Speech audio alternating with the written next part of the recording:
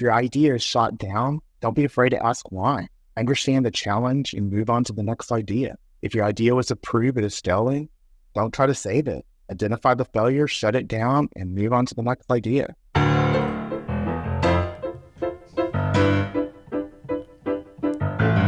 You're listening to CX Passport, the show about creating great customer experiences with a dash of travel talk. Each episode, we'll talk with our guests about great CX, travel, and just like the best journeys, explore new directions we never anticipated.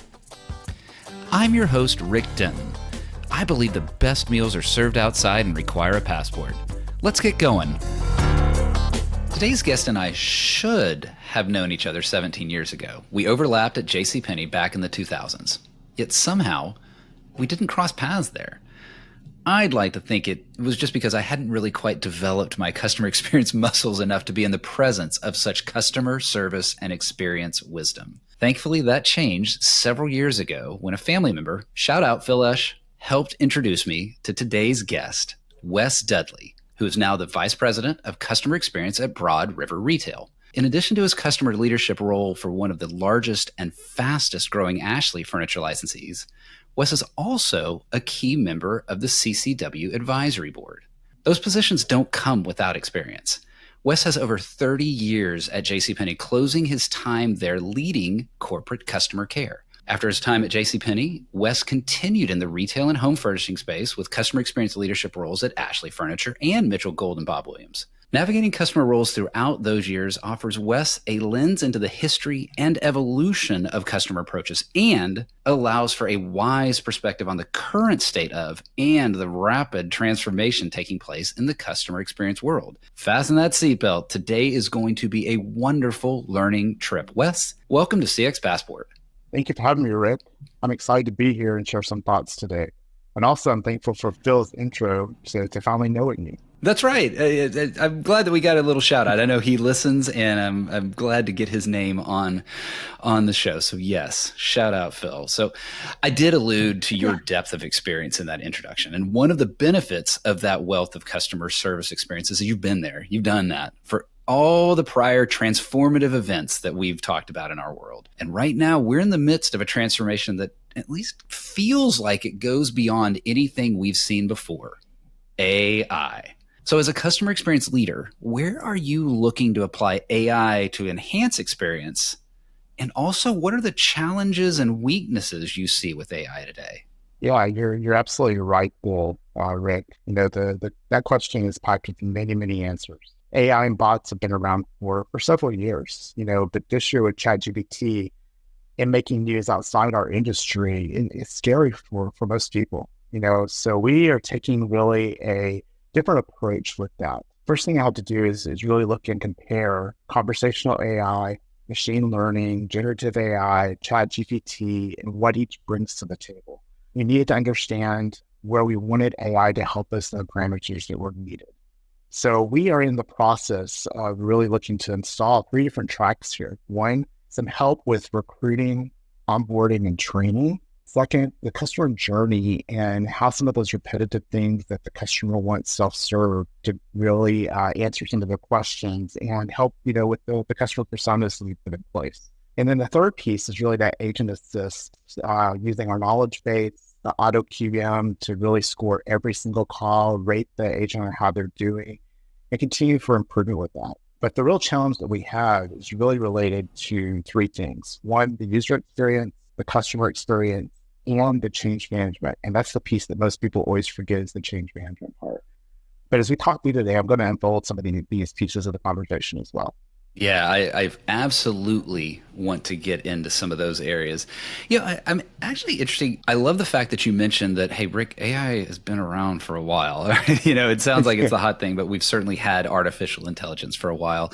And I think a lot of it is the large language models that we have. And some of that certainly has changed it a bit. But I want to go back to something that you mentioned. I'm curious. I know the agent assist, and I want to talk a little bit about that. But how are you using it in the onboarding and training aspect to help equip folks from the beginning? What are you seeing a valuable tool there? Yeah, there's some other new technology that we're looking at. And one of the pieces of technology will actually allow us to interpret what our customers have as questions that they're calling in. So we can tell the bot exactly how to interact with the potential agent that we'd be hiring. And in the recruiting process, we can have them interact in a phone call and have them scored at how well they followed the procedures, how did they resolve the customer issue, what was their friendliness, and it scores whether or not they will be a good candidate for our particular need. Wait, I almost feel somewhat dense that I didn't think of that being out there. That's actually pretty cool. And I'm actually one that's kind of against some of the auto tests that are out there for recruiting and the high volume recruiting and how people get weeded out because of certain tests. That one feels a little different because you're actually doing a real world scenario. And so is this the kind of thing that as folks are migrating through the process, this helps a company, and you don't have to speak specifically of yours, but just your knowledge of the industry and as a whole, is this sort of how you help optimize and speed up that recruiting process, both for the company, but also for the candidate as well? Well, it's twofold. It's one, helping speed up the recruiting piece and making sure that we're hiring the right associate to come in for that position. But also it can take it to the next level to make sure that anybody that's struggling through conversations, it will help with refresher training to be able to get that back in front of them so they understand how they're being scored and be able to continue the training along the way. We're also going to use this part of the onboarding training to help facilitate and kind of give that mini certification feel at what they've learned with the instructor by utilizing the bots to help out with some of that as well.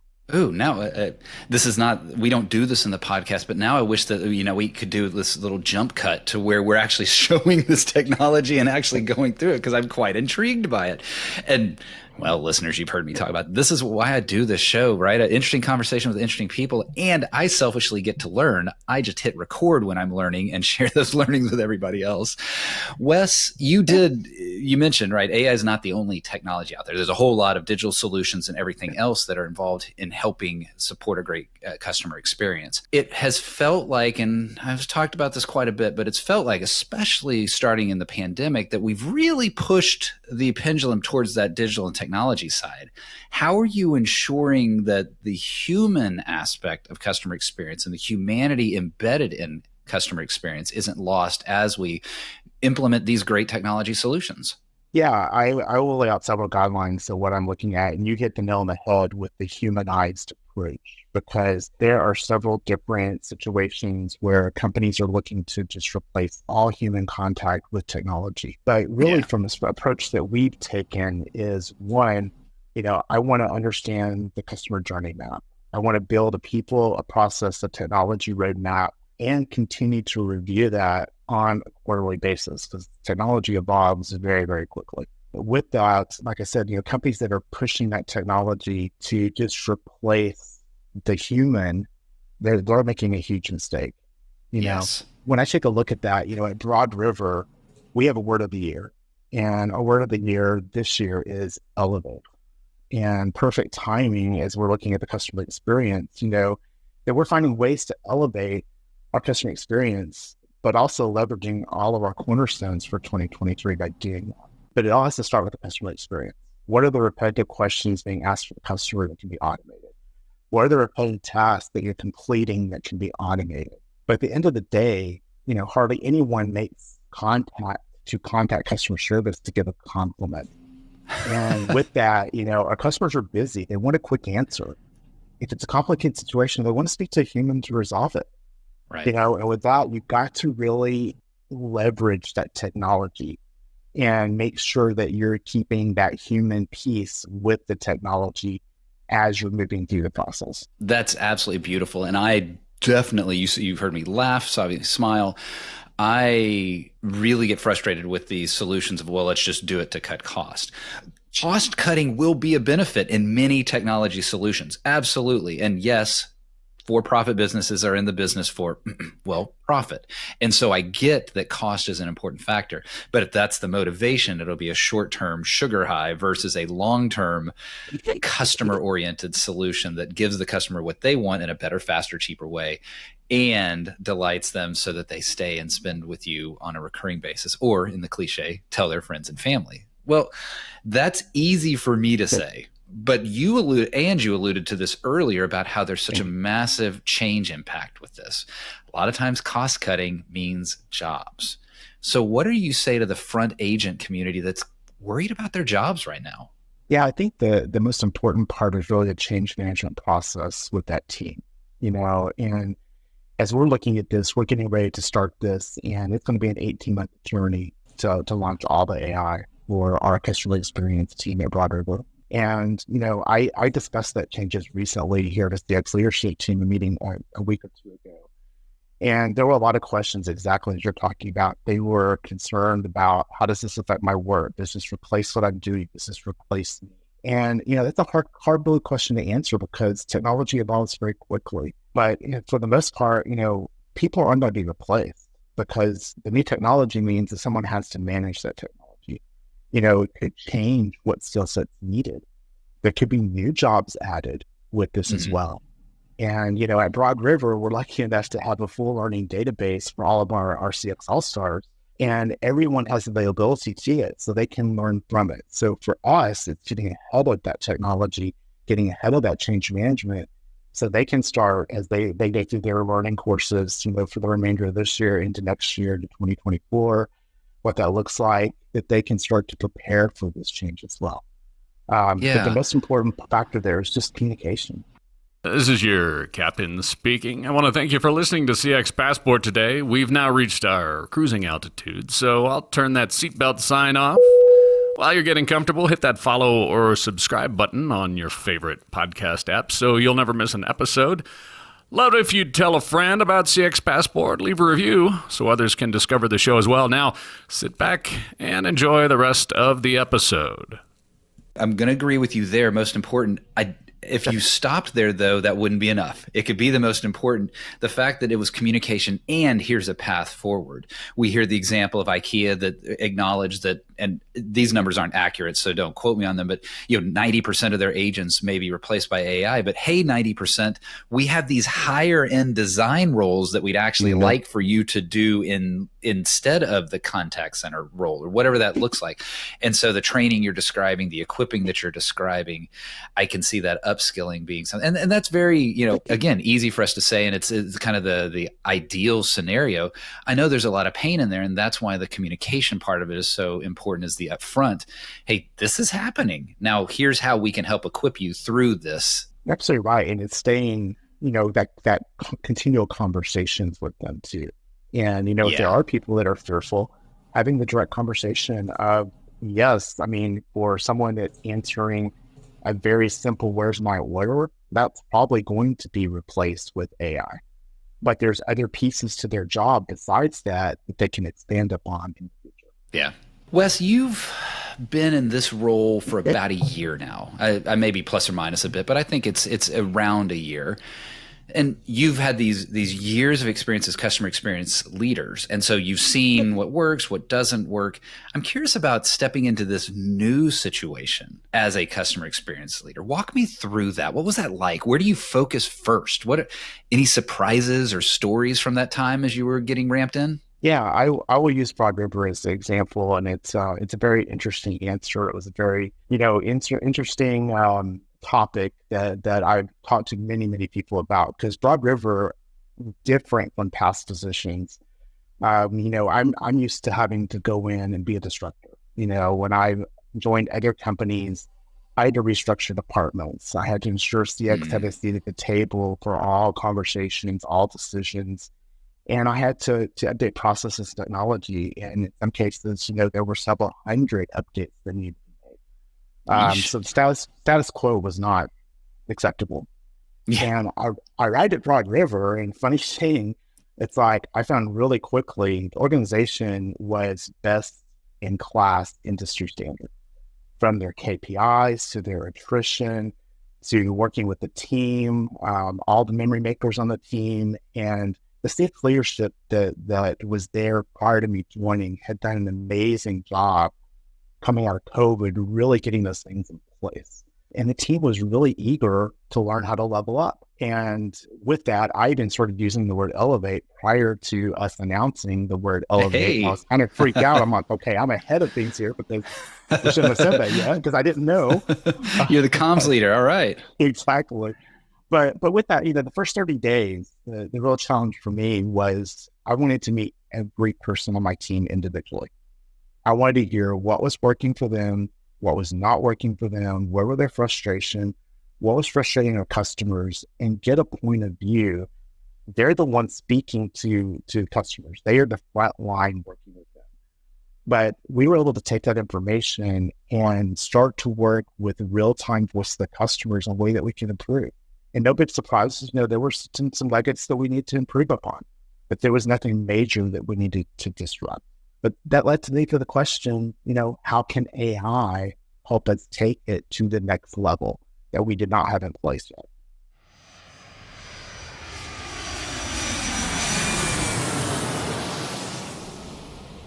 Yeah, Wes, I got to imagine that is something interesting when you're coming into a situation that actually is a good one. And so, yeah, how can we improve this? And that's where conversations around AI, like the technology one that we did at the beginning, come into play. I'm sure there were plenty of stories from your time when times when you did have to do more of a turnaround, but we don't have to expose those. That's okay.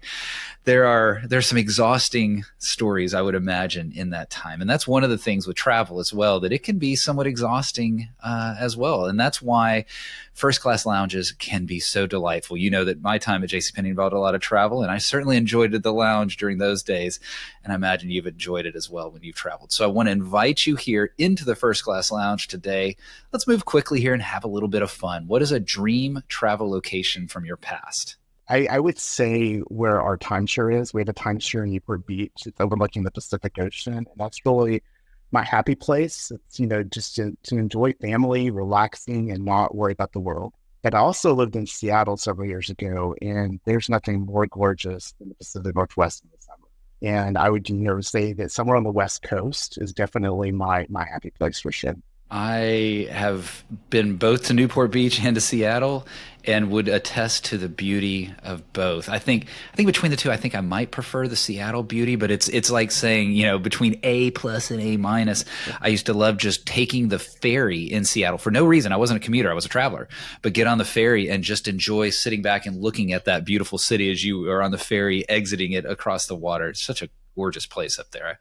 I'm sure your time in Seattle was a delightful one.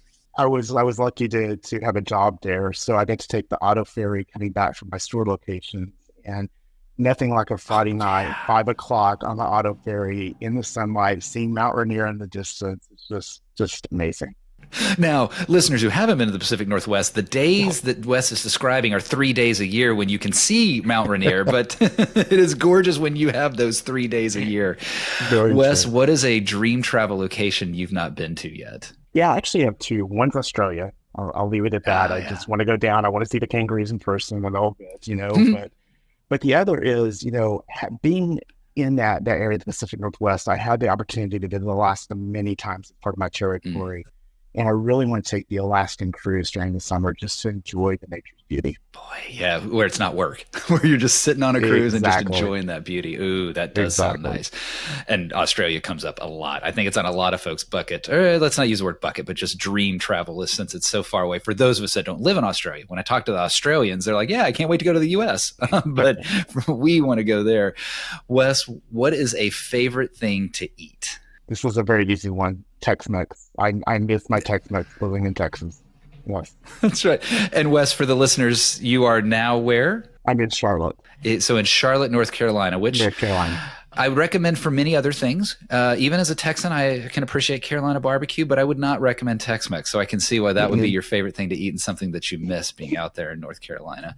What is, on the other side, a thing your parents forced you to eat, but you hated as a kid? Yeah, there's a little story here. So when I was sick, my mom always made me a grilled cheese and soup.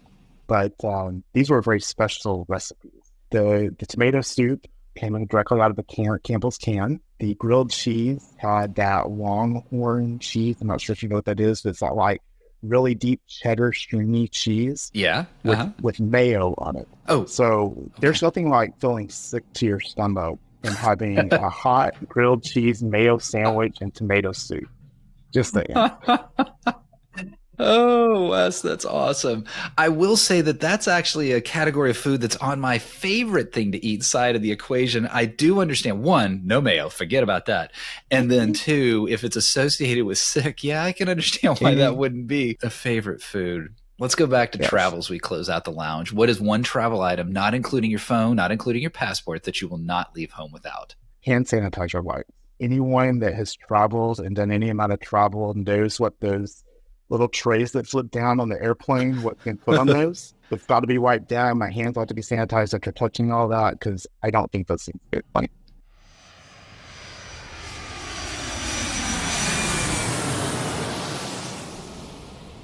Yeah, Wes, I remember during the kind of COVID era of travel when we were masked in planes and the like, they would be handing out those wipes and the like, and everybody was furiously scrubbing every piece of the plane, which that has now completely gone by the wayside. So I can see why you might want to travel with your own. I can understand that.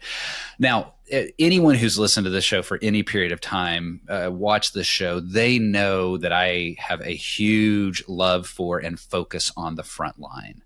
The frontline retail employee, the frontline restaurant server, the frontline contact center agent. That is the moment where customer experience is co-created with the customer. So with you and all of your contact center experience and CCW leadership, how do you best help equip that frontline to co-create those experiences with the customer? Yeah, I'll first say, Rick, thank you for the love of the frontline, because they have the most challenging position in the company. And probably one of the least paid, usually, wherever they're at. But with that, I would start with two words: change management.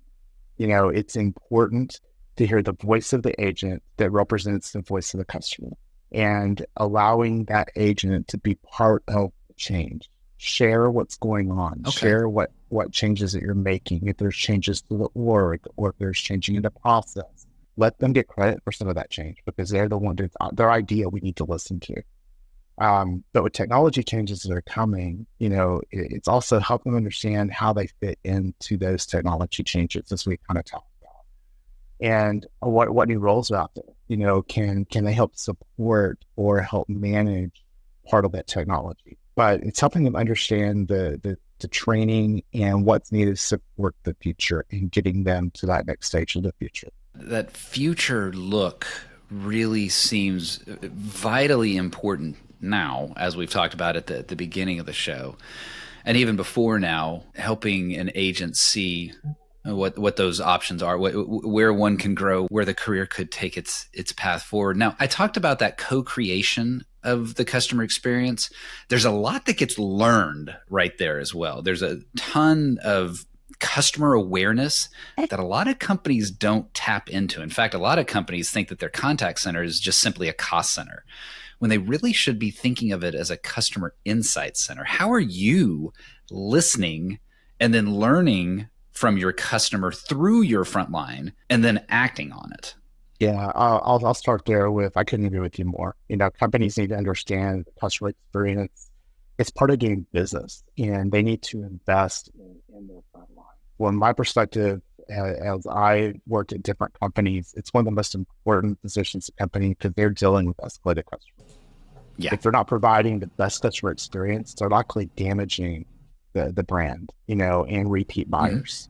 And listening to the front line, aligning the changes of what they're saying, hearing that voice, whether it's individual, quarterly roundtables, however you bring that information out, or through different reporting and listening devices, you can use that as well.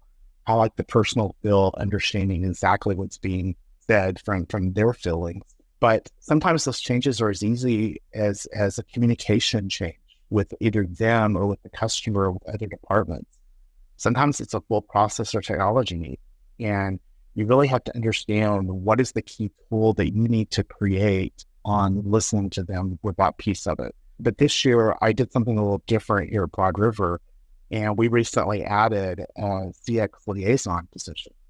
And with that, she still has her operations team, but she also acts as a liaison between listening into those quarterly roundtables, taking that information, and working with her peer departments at having ownership to drive the change that's needed based on what the customer is saying.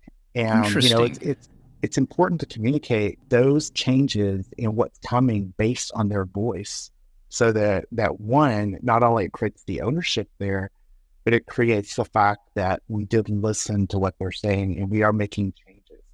And it has to start there. And it's not just about trying to show them what we're doing to help them, but actually listening as a company to make changes because, again, they're hearing the most frustrations. 2 years Yeah. ago, it was all about supply chain and furniture and COVID Right. because the shortage of everything. We've gotten past that. Now it's back to the normal. Okay, I've got a damage, or I've got a delayed delivery, or I've got a driver that didn't show up, or we need to be able to handle those things very quickly and understand what our processes are to support our agents. And it's really your that front line is also the first line, and they're the ones that are going to hear and know if a particular category of furniture is uniformly damaged. And they're going to say, I had 7 calls today, and they were all talking about this front leg on this particular couch or this particular type of furniture, and something that could be reacted to rather than weeks of returns coming in or something along those lines. And having the process in place to listen. I think that's one of the things that I heard, not just in the CX Liaison, but then in other aspects of what you're describing, having that process of listening to the front line, and then that process of doing something not only benefits the company, yay, we learned and did better by the customer, but gives, just like you said, that energy, that positivity, that confidence back to the agent that the company is not only just listening to them, but valuing what they say enough to actually act upon it.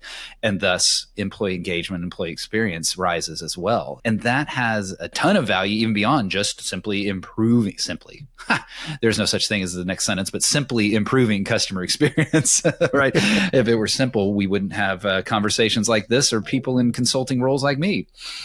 Wes, we're coming close to the end of our time, but there's something you triggered a thought when you were talking about the other companies and the challenges there.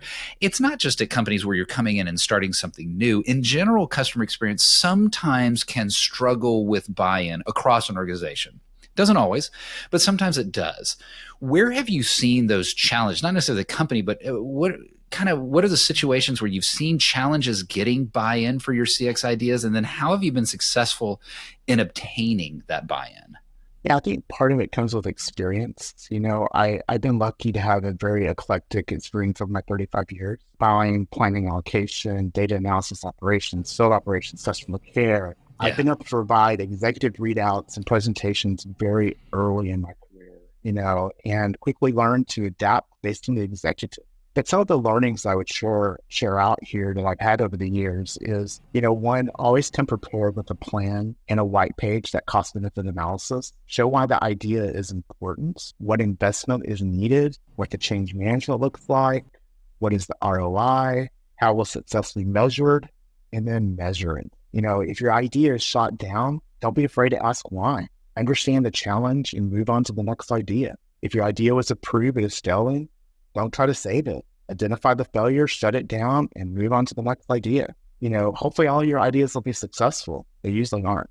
Not every one of mine have been. So take the win, but also learn to move on which ones that are not winning, and consider a learning opportunity, and just move on to the next. What what I really like about that, Wes, in that story? Well, 2 things actually. One was the introduction of change management. How often is an idea overlooking the change management? They'll include the ROI, they'll include the investment required, they'll include the yada yada yada, but forget about the fact that you're making change to people, and people will have to be guided through that change. Hence, change management. And the other thought that came to mind as you were saying that, I was thinking, you know what? Wes's answer isn't necessarily a customer experience answer. And I think that's something that gets lost a lot in the customer experience world, is we think we have to do something unique. We have to do something different when it comes to convincing others of ideas. But fundamentally, if a business is taking on a new idea, well, then it needs the same factors of convincing that you were describing there. Maybe we have a new tool in our arsenal, and that is the customer and the customer's voice. Fundamentally, though, everything you described is how we get ideas moved forward in business, and I love it. Wes, I enjoyed this conversation. If folks wanted to get to know more about you, if they wanted to know a little bit more about Broad River, where should they turn to learn more? Absolutely, Rick. Probably the best way to reach us is through LinkedIn. I'm very active on LinkedIn, and my search would be Wes Dudley, all one word. or you could search Broad River Retail, and we'd be more than happy to connect that way. Yeah, really appreciate the time today, and I hope that there was some nuggets taken out of this that someone can use in their future. But if anyone does have questions, I'm more than happy to answer if they want to reach out, and I'll help guide them. And thank you for having me today. I really enjoyed it, Rick. Well, I'm really glad that you did, Wes. I learned a ton, not just about customer experience, customer service, even the beginnings that we talked about AI and technology and how that impacts and the change management around an agent. I also learned that there's someone out there that thinks that a grilled cheese and tomato soup is not a good food item to eat, but at least it's understandable why you feel that way, Wes. And I enjoyed that part of the story. So, Wes, thank you for today. It was truly enjoyable. Wes, thank you for being on CX Passport. I enjoyed it, Rick. Thank you.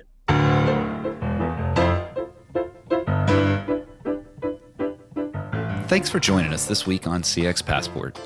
If you like today's episode, I have 3 quick next steps for you.